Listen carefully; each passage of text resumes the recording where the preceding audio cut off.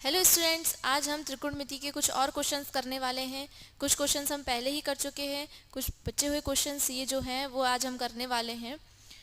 इसमें वही फॉर्मूले यूज़ होंगे जो हमने पहले जिन क्वेश्चन में यूज़ किए थे, उन्हीं उन्हीं जैसे इसमें भी फॉर्मूले यूज़ होंगे। तो वो फॉर्मूले अगर आपने नहीं देखे हैं तो पहले वाला जो वीडियो है पहले उसमें से फॉर्मूले देखिए, फिर उसके बाद ये वाले क्वेश्चंस अच्छे से समझ आएंगे। तो हम सेम वही क्वेश्चन है। क्या है हमारा क्वेश्चन? यदि साइन थीटा इक्वल टू 3/4 है तो कॉस थीटा और टेन थीटा का मान ज्ञात करो। थोड़ा सा डिफरेंट है, क्वेश्चन वही है। पहले हमें क्या बोलते थे कि बाकी के जो अन्य त्रिकोणमितीय अनुपात है वो निकालो, मतलब कि एक दे देते थे, जैसे इसमें दिया है साइन थीटा, तो हमें कौन से निकालने होते थे? कॉस, टेन, कॉसिक, सेक और कॉट, बाकी पांच। इसमें पर्टिकुलर लिख दिया कि कॉस थीटा और टेन थीटा निकालो, मतलब हमारा काम थोड़ा और आसान हो गया।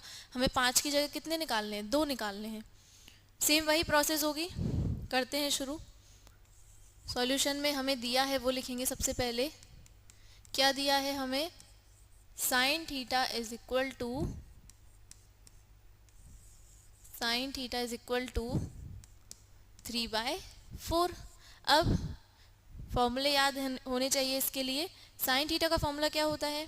लंब बटे कर्ण। साइन थीटा का फॉर्मूला क्या होता है? लंब बटे कर्ण। मतलब कि ये जो है लंब की वैल्यू है और ये वाली जो है आधार की कर्ण की वैल्यू है। तो लंब और कर्ण किस में होते हैं? लंब और कर्ण होते हैं हमारे समकोण त्रिभुज में। तो इससे हमें पता चल गया कि अब हमारा अगला स्टेप क्या है क्वेश्चन का, कि हमें समकोण त्रिभुज बनाना है। तो अब हम बनाते हैं समकोण त्रिभुज। अब समकोण त्रिभुज में लंब भुजा दे सकते हैं, हम कर्ण दे सकते हैं। तो लंब कौन सी भुजा है? ये वाली भुजा है हमारी लंब, 3। कर्ण कितनी है? 4। ये हो गई कर्ण भुजा 4। अब हमारे पास आधार नहीं है, आधार अब हम निकाल सकते हैं। आधार कैसे निकालें? पाइथागोरस थ्योरम से। पाइथागोरस थ्योरम समकोण त्रिभुज पर लगती है और पाइथागोरस थ्योरम से हम दो भुजाएं दी हों तो तीसरी निकाल सकते हैं।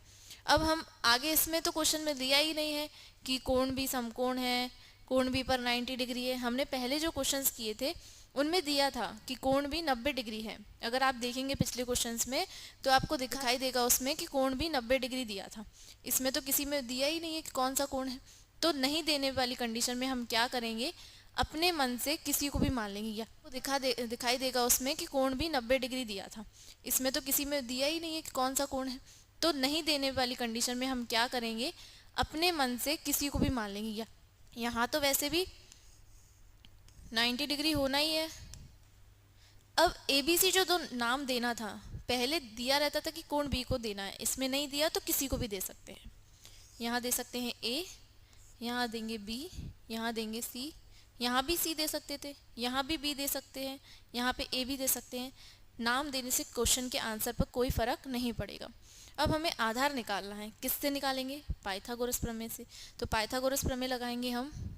समकोण त्रिभुज ABC में पाइथागोरस प्रमेय से। पाइथागोरस प्रमेय क्या होती है?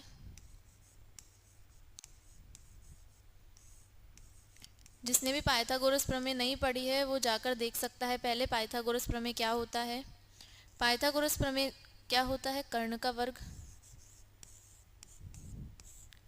कर्ण का वर्ग बराबर लंब का वर्ग प्लस आधार का वर्ग। कर्ण कितना दिया है हमें? कर्ण कितना है? BC वाली जो भुजा है वो कर्ण है, तो हम लिख देते हैं BC भुजा जो है कर्ण है, कर्ण का वर्ग। लंब कितना है? AC जो भुजा है वो लंब है, AC भुजा लंब है, AC का वर्ग प्लस आधार कितना है?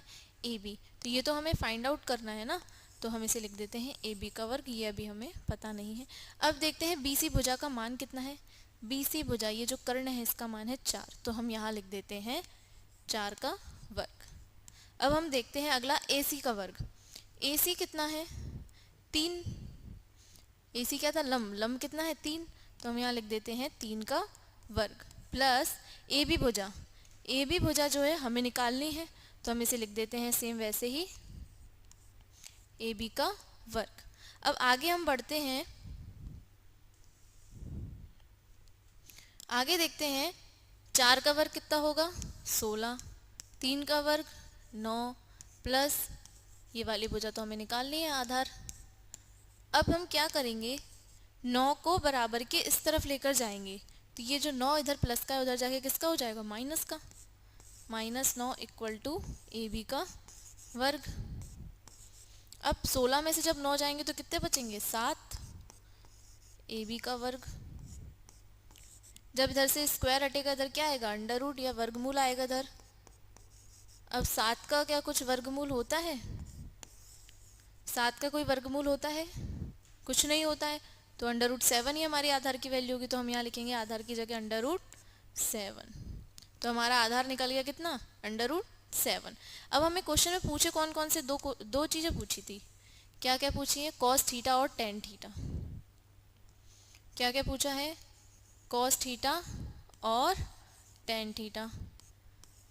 जिसे फॉर्मूले याद होंगे वो इनकी वैल्यू आसानी से निकाल सकता है। कॉस थीटा क्या होता है, आधार बटे कर्ण,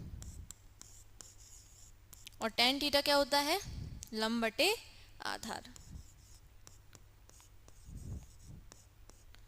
आधार बटे कर्ण, आधार कितना है √7 जो हमने अभी अभी निकाला, कर्ण कितना है 4,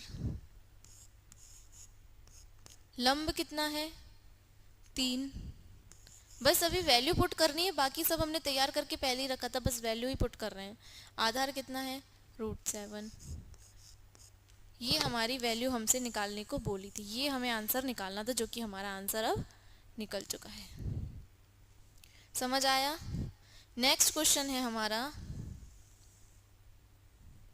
क्वेश्चन रीड करते हैं। क्वेश्चन क्या दिया है, यदि 15 cot थीटा इक्वल टू 8, तो फर्स्ट निकालना है हमको, फर्स्ट हमको बोला है साइन थीटा निकालो, फर्स्ट बोला है साइन थीटा निकालो और सेकंड बोला है सेक थीटा निकालो।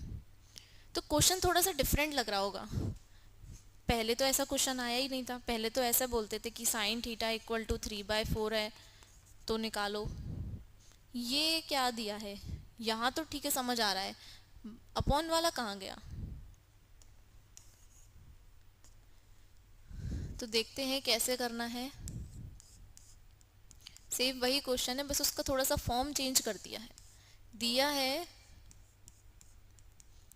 15 cot थीटा इक्वल टू 8, ठीक। हमने सिर्फ अभी तक क्या किया है, दिया है लिख लिया कि हमें क्या दिया है, लिखा 15 cot थीटा इक्वल टू 8। अब हम क्या करेंगे, 15 के साथ ये किस में है, गुणा में है। जब कोई साइन नहीं होता इधर कौन सा होता है, इनटू में ही है। अब ये इधर इनटू में है, बराबर किस तरफ जाएगा, किस में चला जाएगा, डिवाइड में, भाग में चला जाएगा, तो 8/15 हो गया। अब ये पहले जैसा ही लग रहा होगा, जैसे पहले क्वेश्चन दिए रहते थे इसी फॉर्मेट में दिए रहते थे, अब हो गया हमारा पहले जैसा क्वेश्चन। अब हम क्या करेंगे, भुजाओं को नाम देंगे। कॉट थीटा का फॉर्मूला कितना होता है, सबसे पहले हम टेन थीटा का फॉर्मूला लिखेंगे। टेन थीटा का फॉर्मूला होता है लंब बटे आधार। तो कॉट थीटा क्या होगा, टेन थीटा का जस्ट उल्टा, आधार बटे लंब, आधार बटे लंब। तो ये वाली जो भुजा होगी 8, ये आधार होगी, और ये वाली जो भुजा होगी लंब, ये 15 होगी। अब हमें आधार और लंब मिल गए, तो इससे हमें हिंट मिल गई आधार और लंब किस में होते हैं, समकोण त्रिभुज में। तो अब हम समकोण त्रिभुज बनाते हैं। समकोण त्रिभुज बनाएंगे, उसमें हम आधार और लंब लिख देंगे। आधार क्या है 8, यहाँ लिख देंगे हम आधार 8।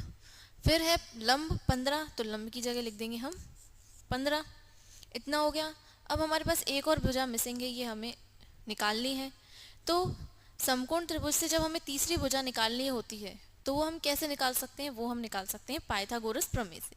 अब इसे नाम दे देते हैं, इसमें ऐसा तो कुछ लिखा नहीं है कि ये वाली भुजा समकोण पर है, तो किसी को भी कुछ भी नाम दे सकते हैं। तो यहाँ इस बार सी दे देते हैं, इधर ए दे देते हैं, इधर बी दे देते हैं। नाम से कोई फर्क नहीं पड़ेगा, आंसर पे कुछ भी नाम दे सकते हैं। अब देखते हैं, हमारे पास कर्ण नहीं है तो कर्ण निकालते हैं किससे, पाइथागोरस थ्योरम से। तो त्रिभुज एबीसी में, एबीसी से हमें निकालना है पाइथागोरस प्रमेय से। कर्ण का वर्ग बराबर लंब का वर्ग प्लस आधार का वर्ग, ये हो गया। अब क्वेश्चन में हमें कर्ण निकालना है, कर्ण है नहीं, तो कर्ण भुजा क्या है, ए बी भुजा हमारी कर्ण है, भुजा ए बी क्या है, कर्ण। लंब कितना है, 15।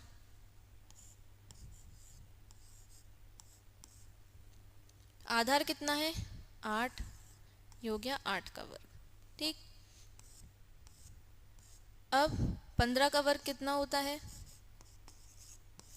15 का वर्ग होता है 225, और 8 का वर्ग कितना होता है, 64।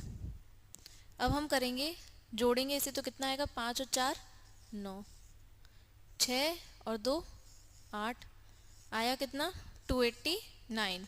ए बी का वर्ग इक्वल टू 289। अब वही सेम करते जा रहे हैं जो पिछले क्वेश्चंस में किए थे, वर्ग घटेगा वर्गमूल चढ़ेगा, 289 हो जाएगा। वर्गमूल लगाएंगे, 289 का वर्गमूल कितना होता है, 17 इसका वर्गमूल होता है, इसके लिए वर्गमूल याद होना चाहिए। ए बी का वर्गमूल होगा 289 का वर्गमूल होगा 17, तो ए बी की वैल्यू कितनी निकली, 17। जिसमें अंडर रूट से वैल्यू निकाल सकते हैं उसमें निकाल देंगे। अगर 289 का कोई वर्गमूल नहीं होता तो हमें ऐसा का ऐसा ही रखना होता। सपोज 289 की जगह अगर हमारा आता 279, तो इसका कोई वर्गमूल नहीं होता, तो हमारी भुजा यही होती 279। जैसे पिछले क्वेश्चन में √7 आया था तो √7 ही लिखा था, तो इसमें आ जाएगा 17, ये हमारी भुजा निकल गई 17। अब क्वेश्चन में हमें क्या निकालने को बोला है, पहला क्वेश्चन है साइन थीटा निकालो और दूसरा क्वेश्चन है सेक थीटा निकालो। तो पहला क्वेश्चन